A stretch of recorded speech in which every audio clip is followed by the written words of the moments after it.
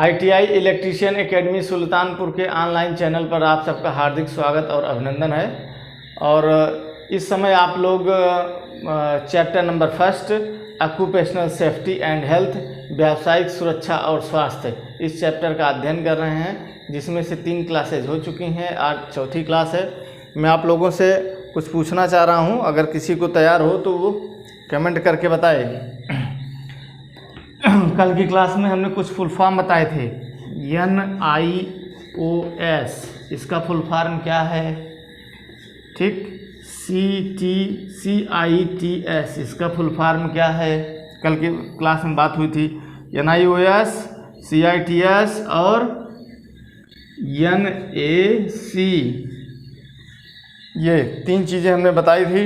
और उसके बाद वायरमैन का licence grade A, grade B से ग्रेड C क्या होता है, इन सब बातों पर चर्चा हुई थी। तो चलिए आज का जो नया पॉइंट है इसमें क्या बता रहा है, इसको देखिए आज के नए पॉइंट में। रोजगार के अवसर, जॉब अपॉर्चुनिटीज, यानी कि ये तो हम शुरू में ही आपको बता चुके हैं, दोबारा से फिर ये पॉइंट आया है आपकी बुक में, दोबारा से रिपीट मार दिया है। और वैसे भी हम इसको पहले भी बता चुके हैं, तो बस ऐसे सरसरी निगाह से देखते चलिए, इसमें ज़्यादा कुछ बताना नहीं, बता चुका हूँ ऑलरेडी आपको। अब पॉइंट छोड़ दूंगा तो आप बोलोगे कि सर नहीं पॉइंट छोड़ दिया, इसलिए कर दे रहा हूँ बस। एक इलेक्ट्रीशियन के लिए निम्न रोजगार के अवसर होते हैं। नंबर 1 स्थानीय, लोकल, स्थानीय विद्युत बोर्ड, रेलवे, टेलीफोन विभाग, एयरपोर्ट और अन्य सरकारी और अर्ध सरकारी प्रतिष्ठानों में, यानी कि जो आपके आसपास का लोकल में जो बिजली का ऑफिस होगा या बिजली का सब स्टेशन वगैरह होगा, वहाँ पर आपको नौकरी मिल सकती है। रेलवे में आपको नौकरी मिल सकती है, इलेक्ट्रीशियन का काम मिल सकता है, टेलीफोन विभाग में मिल सकता है और एयरपोर्ट पर मिल सकता है। अन्य और लिखा है अन्य सरकारी और अर्ध सरकारी प्रतिष्ठानों में, तो इसी प्रकार से है सरकारी और अर्ध सरकारी प्रतिष्ठानों में। अर्ध सरकारी के बारे में डिटेल में हम आपको बता चुके हैं, ठीक है। दूसरा पॉइंट देखिए, कारखानों, निजी आब्लिक सार्वजनिक में इलेक्ट्रीशियन स्थापन, परीक्षण और सिनेमा घरों में विद्युत उपकरणों की देखभाल व मरम्मत हेतु।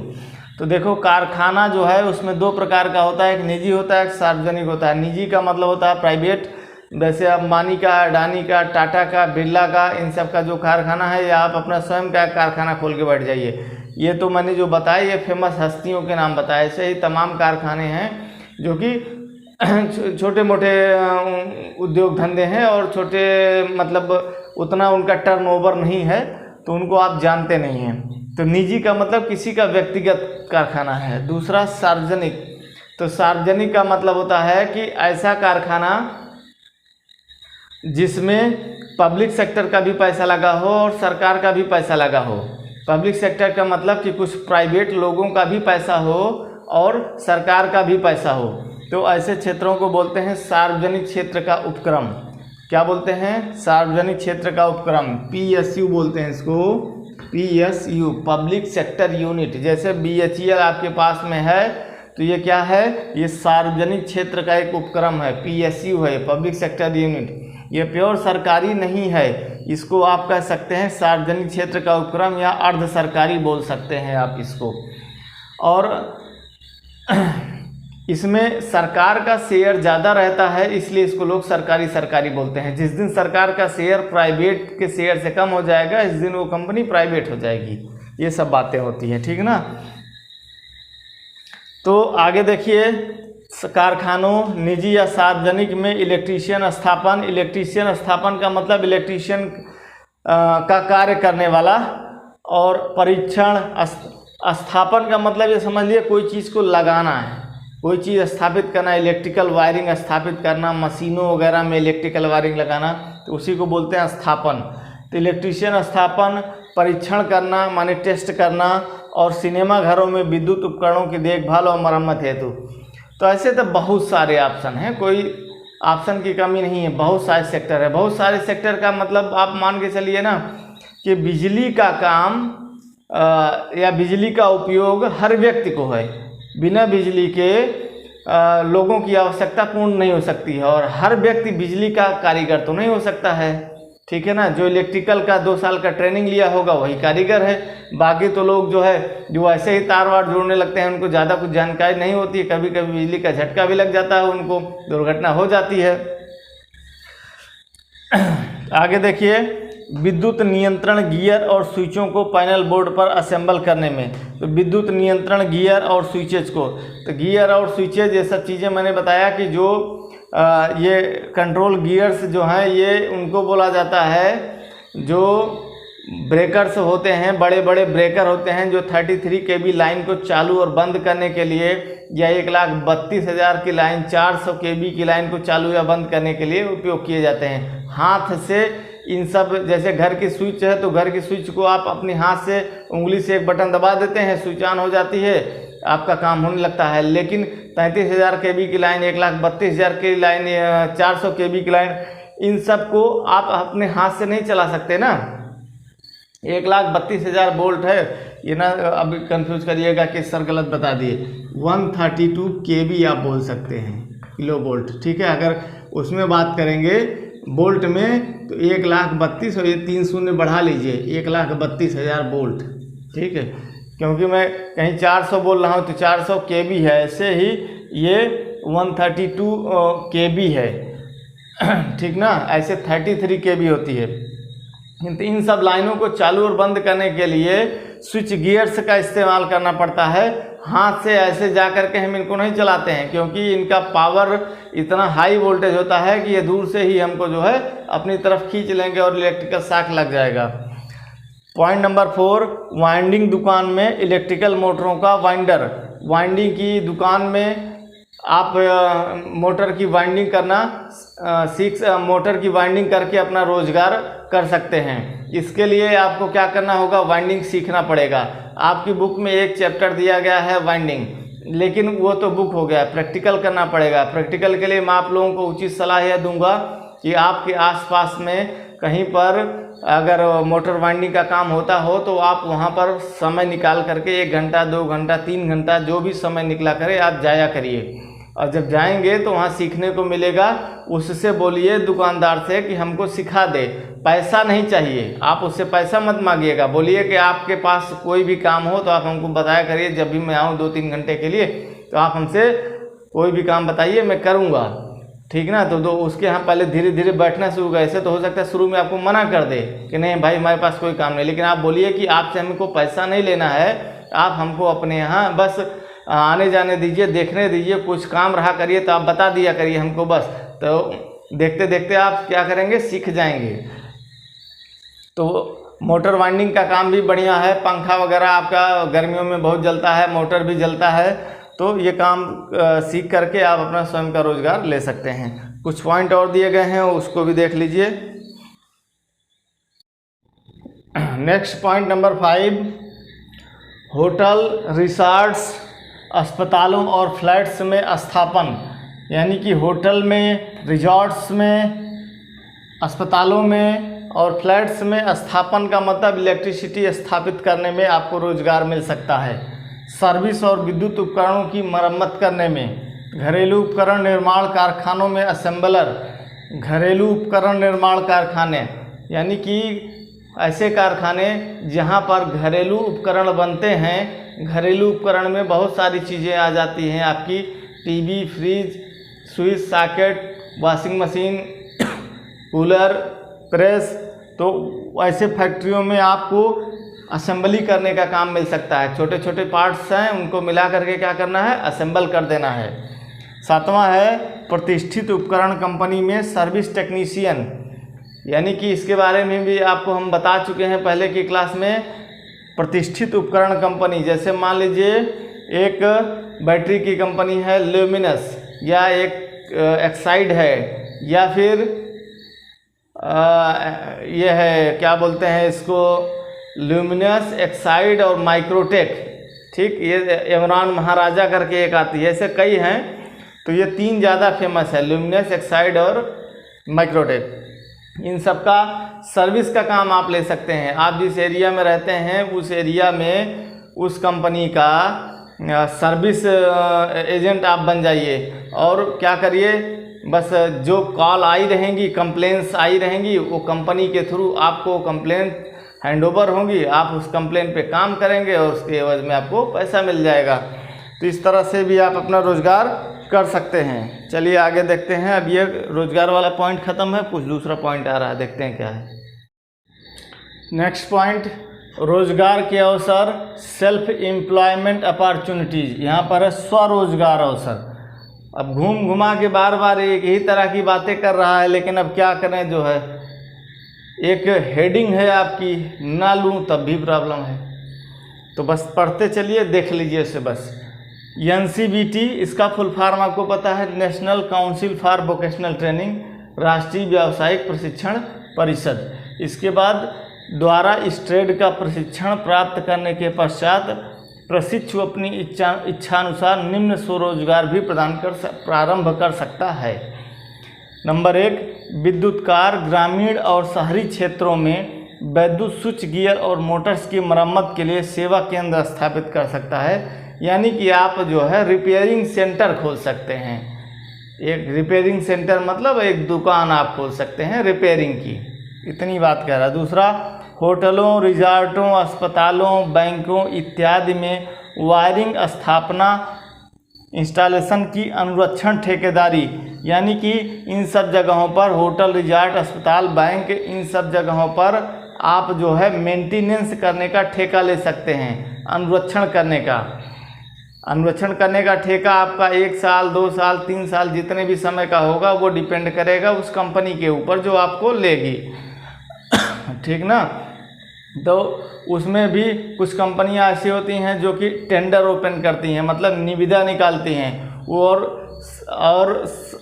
ऑनलाइन या ऑफलाइन निविदा आमंत्रित करती हैं। लोग अपना जो है कोटेशन भर करके जमा कर देते हैं कि भाई इतने रेट पर मैं आपके यहाँ मेंटेनेंस का काम कर पाऊँगा। उसमें सारी चीज़ें लिखी होती हैं, सारे पॉइंट लिखे होते हैं, क्या क्या मेंटेनेंस करूँगा, और मेंटेनेंस करने में जो चीज़ ख़राब होगी उसको कंपनी देगी या फिर आप अपनी तरफ से लगाएंगे। सारे टर्म्स एंड कंडीशंस लिखे होते हैं उसमें, ठीक है ना। तो मेंटेनेंस का आप ठेकेदारी ले सकते हैं बैंक वगैरह में, अस्पताल वगैरह में, क्योंकि बहुत बड़े बड़े अस्पताल हो गए, बैंक हो गए, तो उसमें देखिए इलेक्ट्रिकल वायरिंग सर्किट काफ़ी क्रिटिकल रहती है, और मेंटेनेंस अगर नहीं होता रहेगा तो भाई मान लीजिए सपोज दैट बैंकिंग आवर है, बैंक में कोई एक फ्यूज जल गया, उड़ गया, अब बोलिए कौन ठीक करेगा उसे?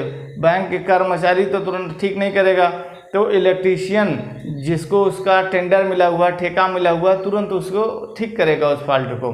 तो यही मेरा बताने का मतलब है। होटल में पता लगा होटल में लाइट कट गई, इतने सारे गेस्ट रुके हुए हैं, बोलो क्या होगा? तो होटल मालिक का बहुत किरकिरी हो जाएगा, पैसा नहीं देंगे लोग उसको। तो इसलिए सब ठेका देते हैं मेंटेनेंस के लिए इलेक्ट्रीशियन को।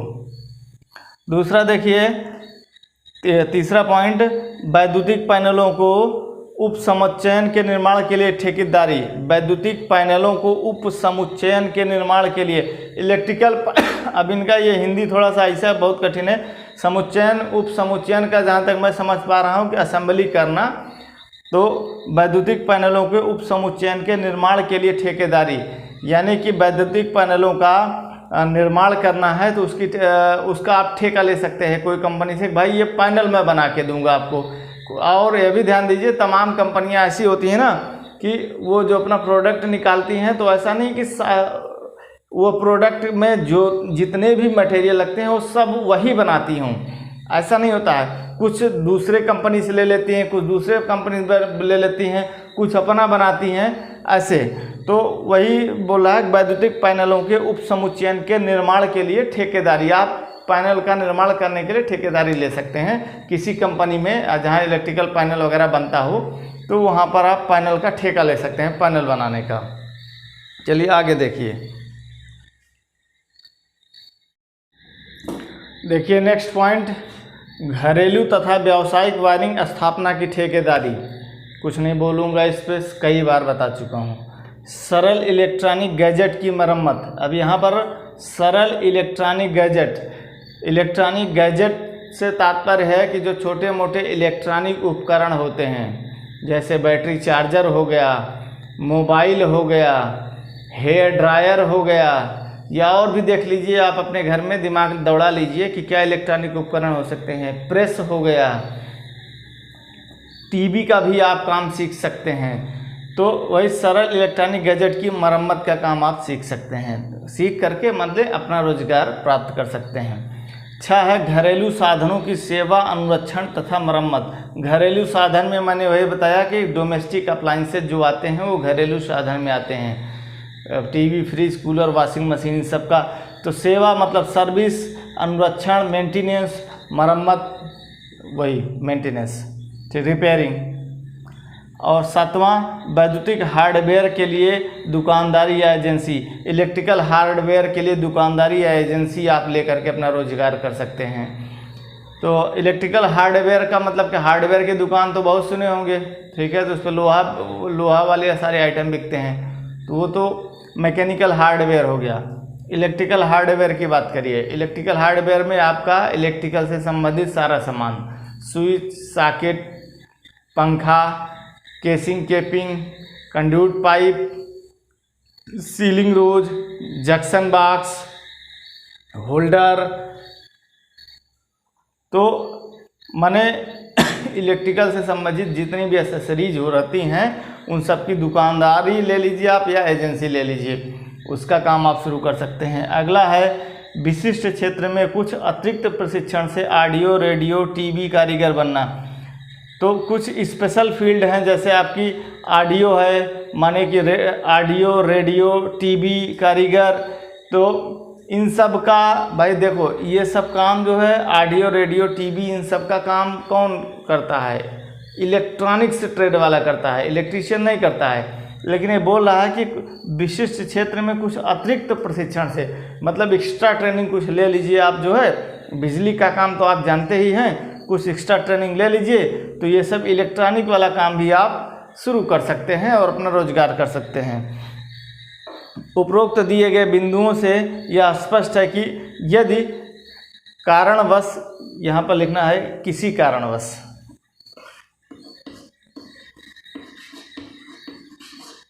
यदि किसी कारणवश विद्युतकार को रोजगार प्राप्त नहीं होता है तो वह अपना स्वयं का रोजगार प्रारंभ करने में पूर्णतः सक्षम होता है।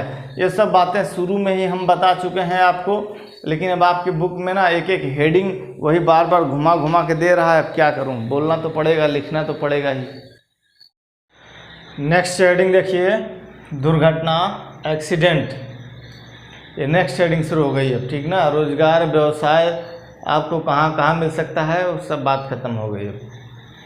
दुर्घटना एक अनियोजित तथा अनियंत्रित घटना है जिससे किसी वस्तु, पदार्थ या व्यक्ति की क्रिया या प्रतिक्रिया के कारण व्यक्तिगत चोट लगने की संभावना बनी रहती है। वैद्युतिक कार्य करते समय की गई जरा सी असावधानी दुर्घटना का कारण बन सकती है। तो एक इलेक्ट्रीशियन को बहुत ही सावधानी पूर्वक काम करना चाहिए। एक्सीडेंट होने के बाद फिर बहुत कम चांसेज होते हैं।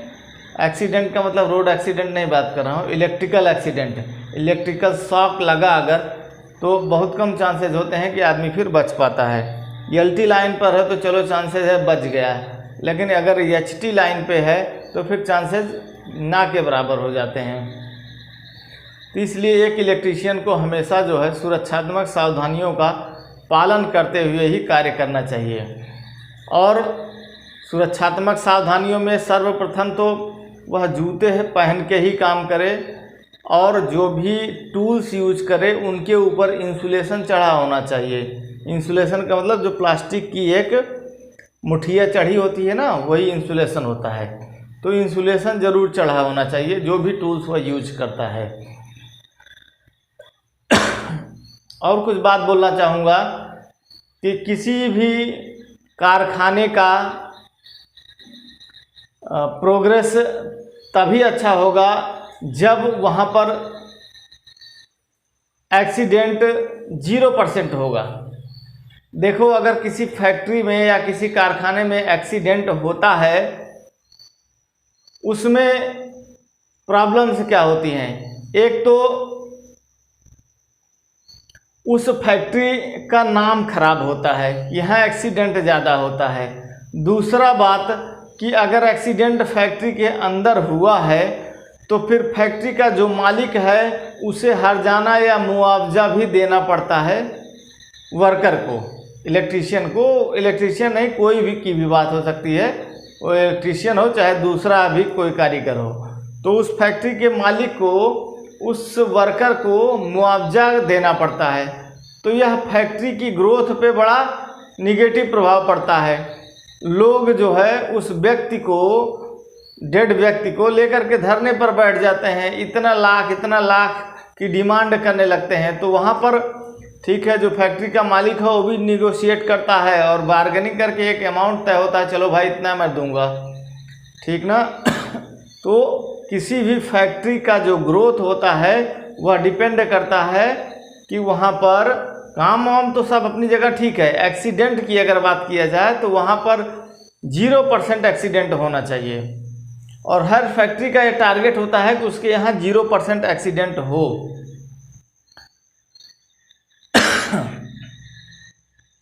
और एक बात बोलना चाहूँगा आपको कि फैक्ट्री में काम करते समय या फैक्ट्री में काम करने जाने से पहले आपका इंश्योरेंस उस फैक्ट्री मालिक के द्वारा कराया जाना चाहिए। अगर आप किसी ठेकेदार के ठेके में जा रहे हैं तो उस ठेकेदार का दायित्व तो है कि आपका एक्सीडेंटल इंश्योरेंस जरूर करवाए, ठीक है। ये सब बातें हैं दुर्घटना पर। तो दुर्घटना से बचाव के लिए जो फैक्ट्रीज होती हैं उनमें एक सेफ्टी डिपार्टमेंट होता है, सेफ्टी डिपार्टमेंट।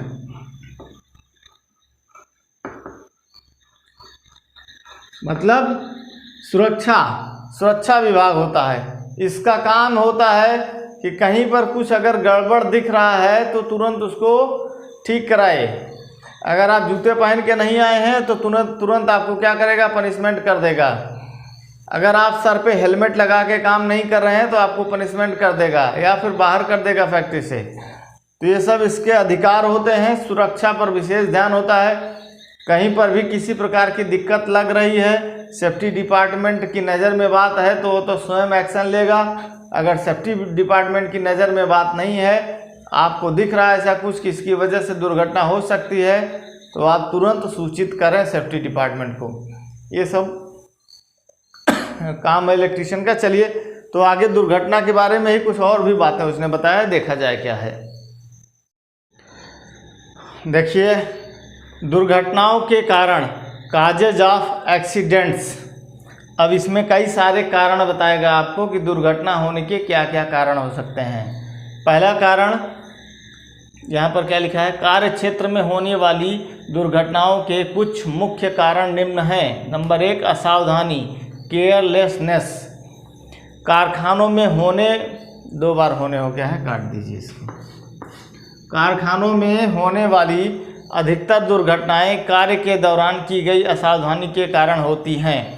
कार्य करते समय कार्य की चिंता के साथ साथ कारीगर को अपनी तथा दूसरों की सुरक्षा का भी पर्याप्त ध्यान रखना चाहिए। कहने का मतलब है केयरलेसनेस, असावधानी। और असावधानी का मतलब कहाँ से असावधानी आती है? असावधानी 2-3 चीज़ों से आ सकती है। एक तो ओवर कॉन्फिडेंस, ठीक। कुछ लोग कहते हैं अरे ठीक है मैं लाइन चल रही मैं तार जोड़ दूंगा, ठीक। लाइन चल रही होती है वो ऑफ नहीं करते हैं, एमसीबी गिराते नहीं हैं। क्या करेंगे, प्लास की मदद से तार को खींच लेंगे, उसके बाद प्लास की मदद से ट्विस्ट करेंगे, ट्विस्ट करके फिर दोनों को आपस में पास रखेंगे, जोड़ते जाएंगे, ठीक है। एक तो असावधानी, विद्युत शॉक लग सकता है कभी भी, छू भर गया, गलती भर हो गई, किसी का फ़ोन आ गया, आप कोई काम कर रहे हैं, किसी का फ़ोन आ गया, उसी दौरान आपका माइंड क्या हुआ, डिस्टर्ब हो गया, जब आधा दिमाग चला गया फ़ोन की तरफ, आप क्या कर रहे थे उससे आधा दिमाग तो हट गया, असावधानी हो गई, दुर्घटना हो सकती है, ठीक है। तीसरा पॉइंट कि जो टूल्स वगैरह यूज कर रहे हैं काम चलाऊँ है तब भी आप लेके चले गए, अरे चलो यार हो जाएगा काम, ठीक है, असावधानी है वो सब। या कभी कभी ऐसा होता है कि मुंह में पान बीड़ी सिगरेट रखे हैं, काम कर रहे हैं, पान बीड़ी सिगरेट की नशे की वजह से हमको चक्कर आ जाए, कोई बात हो जाए, ठीक है, काम कर तो रहे हैं हम, तो ये सब चीज़ों की वजह से ये सब असावधानी में आता है। तो वह लिख रहा है कि कार्य करते समय कार्य की चिंता के साथ साथ कारीगर को अपनी और दूसरों की सुरक्षा का भी ध्यान रखना चाहिए। चलिए, अरुचि, लैक ऑफ इंटरेस्ट। देखो भाई, जब कोई भी काम करने में आपको, कोई भी काम हो, अगर उस काम को करने में आपको इंटरेस्ट नहीं आ रहा, मज़ा नहीं आ रहा, जैसे मैं पढ़ा रहा हूँ आपको, अगर मुझे पढ़ाने में मज़ा नहीं आ रहा होगा तो फिर क्या होगा, तो फिर मैं सही चीज़ आपको बता ही नहीं पाऊँगा, कुछ दिन पढ़ाऊँगा फिर छोड़ दूँगा, ठीक है। तो इसलिए कार्य में सबसे पहले इंटरेस्ट होना चाहिए, और कार्य में इंटरेस्ट नेचुरल चीज़ होता है। किसी को, मतलब ये ऐसा नहीं होता है कि किसी को किसी कार्य के प्रति ज़बरदस्ती इंटरेस्ट पैदा करना, ये नेचुरल चीज़ होता है। नेचुरल चीज़ का मतलब हर व्यक्ति का अपना एक गुण होता है, स्वभाव होता है। किसी को कोई काम करने में मज़ा आता है, किसी को कोई काम करने में मज़ा आता है, ठीक है। तो ऐसे ही इसमें लिखा है लैक ऑफ इंटरेस्ट। कभी कभी कारीगर कार्य में रुचि खो बैठता है, ऐसे समय में दुर्घटना होने की संभावना अधिक हो जाती है। रुचि खो दी आपने, वो इंटरेस्ट ही नहीं है, बस कर रहा है, ज़बरदस्ती कर रहा है, या ऐसा है पैसा वैसा मिलना नहीं है, क्या काम करूं, लाओ, धीरे धीरे सिम कर रहा है, लग गया करंट, ठीक है, मतलब इंटरेस्ट ही नहीं उसको, उत्साह नहीं है। चलिए नेक्स्ट पॉइंट देखते हैं किन वजह से। और नेक्स्ट पॉइंट देखिए, पॉइंट नंबर 3, जल्दबाजी, हैस्टीनेस। जल्दबाजी, कोई भी काम जल्दबाजी से अगर किया जाएगा तो फिर दुर्घटना होने के चांसेस बढ़ जाएंगे। क्या लिखा है, कारखाना मालिक के दबाव के कारण, कारखाना मालिक के दबाव के कारण, कारखाना मालिक कह रहा है कि जल्दी काम करके दो। कोई काम ऐसा हो सकता है कि जिसमें समय लगे भाई, लेकिन कारखाना मालिक कह रहा है कि नहीं तुरंत करो। अब तुरंत करने का मतलब आप जल्दबाजी में आ जाएंगे, जल्दबाजी में तार काटने लगेंगे, जल्दबाजी में छीलने लगेंगे। मान लीजिए कोई टूल नहीं है, टूल लेने आपको थोड़ी दूर जाना है, अब आपके ऑफिस तक जाना है, तो ऑफिस तक जाने के लिए तो आपको समय चाहिए, जाओगे आओगे 10-15 मिनट लग जाएगा टूल लाने ले जाने में, तो आप सोचोगे जल्दी से ऐसे जोड़ दूं जुगाड़ से, तो वो गलत है। फिर वहीं जल्दबाजी से दुर्घटना होने के चांस बढ़ जाते हैं। तो फैक्ट्री मालिक के दबाव से या फिर व्यक्तिगत स्वार्थ की वजह से, आप कई जगह काम पाले हैं, किसी एक फैक्ट्री में काम नहीं करते हैं, आप कई जगह काम पाले हैं, ऐसे कि मतलब इनके यहाँ भी काम मिल जाता है, उधर से भी काम मिल जाता है, उधर से भी आए, जल्दी जल्दी काम करके भागना है, दूसरी जगह उसका फ़ोन आ रहा है, वहाँ भी जाके अटेंड करना है, तो इन सब कंडीशंस में दुर्घटना होने के चांस बढ़ जाते हैं। माइंड सेट नहीं रहेगा आपका, क्या काम कर रहे हैं आप, ठीक। तार वार गलती से छुआ गया, तार तो छोड़िए, आप कहीं ऊपर चढ़ उड़ के काम कर रहे हैं, गलती से गिर गए, तब वो तो दिक्कत है एक। तो सबसे पहले बात तो दिमाग में रखिएगा, कभी भी आप लोग इस तरह का काम करने जाइए तो एक हेल्पर अपने साथ जरूर ले जाइए, कि आपके साथ कोई होनी अनहोनी हो तो हेल्पर तो कम से कम आपकी मदद कर सके, या फिर मदद ना करे तो दूसरे लोगों को बुला के चिल्ला के इकट्ठा तो कर दे जो आपकी मदद कर दें। अगला पॉइंट, अज्ञानता, लैक ऑफ नॉलेज, नॉलेज की कमी है, जानकारी नहीं है पर्याप्त। कोई मशीन पे आप काम करने गए हैं, जानकारी नहीं है, तो उसकी पूर्ण जानकारी कर लीजिए तब काम करिए। पता लगा आपको जानकारी नहीं, बटन दबा दिए, कोई ऑपरेशन होना था, हो गया कुछ और, आप चाह रहे थे कि इस बटन से कुछ ये ऑपरेशन होगा, वो चल गई मशीन, कुछ और हो गया, उससे और बड़ी फॉल्ट हो गई, फॉल्ट और बड़ी फॉल्ट में बदल गई, या कोई दुर्घटना हो गई। तो उपकरण या मशीन की पूर्ण जानकारी न होने पर उसके साथ छेड़छाड़ करना अथवा उसका प्रचालन करना भी दुर्घटना का एक प्रमुख कारण हो सकता है। कुछ लोगों के अंदर ना उंगली करने की बड़ी आदत होती है, अब उसके पीछे भी क्या रीज़न होता है, वो चंचल बहुत होते हैं। जैसे सीधे सीधे जा रहे हैं भैया, ऐसे बगल में कोनो मशीन है तो कुछ नहीं करेंगे, उंगली मार के चल देंगे, कोनो बटन होगी दबा के चल देंगे, या मोटरसाइकिल खड़ी होगी किसी की, कुछ नहीं एक्सीलेटर ही ऐड करके चले जाएंगे, ठीक ना, या कोई लाइट वाली स्विच है तो इसे ऑन ऑफ करते रहेंगे अगर वहीं खड़े हैं तो ये सब बड़ी खराब आदतें हैं। ये सब नहीं होना चाहिए। इससे दुर्घटना, भाई ठीक है मोटरसाइकिल से तो आप अवेयर हैं, लेकिन कोई फैक्ट्री में काम करने गए हैं तब वहाँ कौन सी मशीन से क्या होता है, किस बटन से क्या हो जाएगा, आपको पूर्ण जानकारी नहीं हो, आप टच कर दिए फिर क्या होगा, दुर्घटना हो सकती है ना। तो इसलिए जो है बिना पर्याप्त जानकारी के किसी मशीन के साथ छेड़छाड़ ना करें। आगे देखिए कुछ और पॉइंट दिए गए हैं। नेक्स्ट पॉइंट, उत्सुकता, क्यूरियासिटी। देखिए बीच बीच में जो इंग्लिश के वर्ड लिखे गए हैं इनको ज़रूर आप अपनी मेमोरी में रखेंगे, इससे आपका इंग्लिश भी थोड़ा थोड़ा सा स्ट्रांग होगा। और जो कंपटीशन वगैरह में पेपर आता है वह हिंदी और इंग्लिश दोनों में होता है। हिंदी वाले वर्ड अगर समझ में ना आए तो आप तुरंत ही उसका अंग्रेजी अनुवाद पढ़ लीजिए, और अंग्रेजी वाला ही, अगर हिंदी में क्वेश्चन गलत लिखा गया है, यानी कि कोई क्वेश्चन अगर गलत है, आप कह रहे हैं कि यह गलत है, तो उसका अंग्रेजी वाला पैटर्न ही सही माना जाएगा। ठीक है। उत्सुकता, उत्सुकता मानव स्वभाव में बसी है, परंतु इस पर कारखानों में कार्यरत कारीगरों को अंकुश लगाना चाहिए, क्योंकि ज़्यादा उत्सुक व्यक्ति जल्दी दुर्घटना का शिकार बनता है। यही चीज़ मैं अभी थोड़ी देर पहले आपको बताया था कि उत्सुकता, कुछ लोग क्या करते रहते हैं, उंगली करने की आदत होती है, चलते रहते हैं, कुछ ना कुछ करते रहेंगे, कुछ ना कुछ, माने इतनी एनर्जी भरी रहती है ना कि वो शांति से सीधे से चल ही नहीं सकते हैं, या सीधे से शांति से कहीं खड़े ही नहीं हो सकते, कुछ ना कुछ करते रहेंगे। तो ऐसे लोग दुर्घटना का जल्दी शिकार होते हैं। ठीक है। और आप लोगों को बताना चाहूँगा कि आज इंजीनियर्स डे है। इंजीनियर्स डे किसके नाम पर मनाया जाता है?